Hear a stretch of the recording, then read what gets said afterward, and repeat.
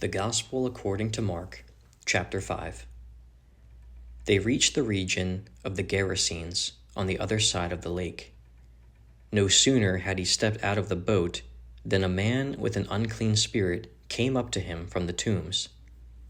The man had been living in the tombs, and no one could restrain him any longer, not even with chains.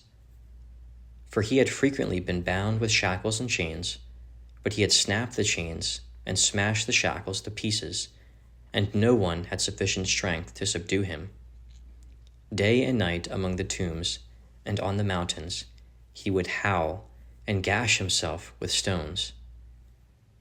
When the man caught sight of Jesus from a distance, he ran up and prostrated himself before him as he shouted at the top of his voice, "What do you want with me, Jesus, Son of the Most High God? I implore you in God's name, do not torment me." For Jesus had said to him, "Unclean spirit, come out of the man." Then he asked him, "What is your name?" He replied, "My name is Legion, for there are many of us." And he begged him earnestly not to send them out of the country. Now on the mountainside a great herd of pigs was feeding. And they pleaded with him, "Send us into the pigs, let us enter them." He allowed this. With that the unclean spirits came out and entered the pigs, and the herd, numbering about 2,000, charged down the steep bank into the lake and were drowned in the waters. Those tending the pigs ran off and reported the incident in the town and throughout the countryside.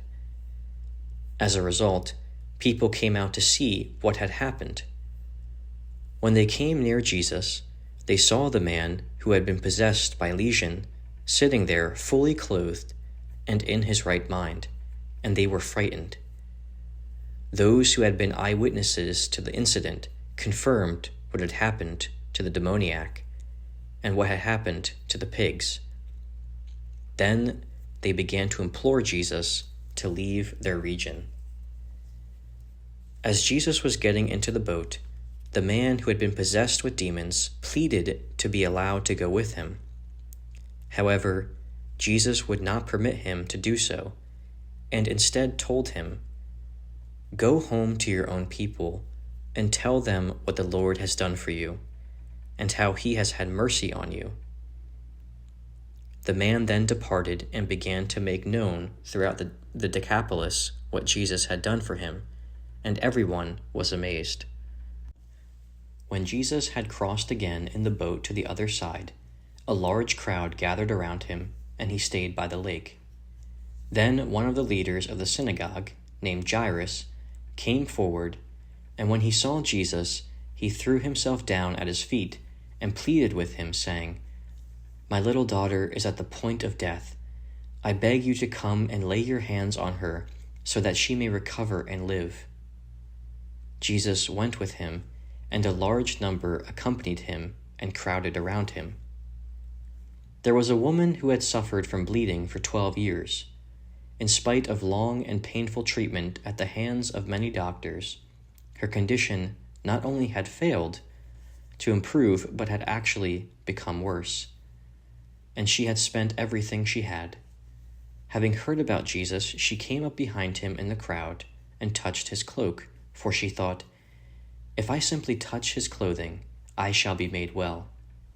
And immediately her bleeding dried up, and she felt in her body that she was healed of her affliction. Instantly aware that power had gone forth from him, Jesus turned around in the crowd and asked, "Who touched my clothing?" His disciples said in reply, "You see this vast throng pressing upon you. How can you ask, 'Who touched me?'" However, he continued to look around to determine who had done it. Then the woman, knowing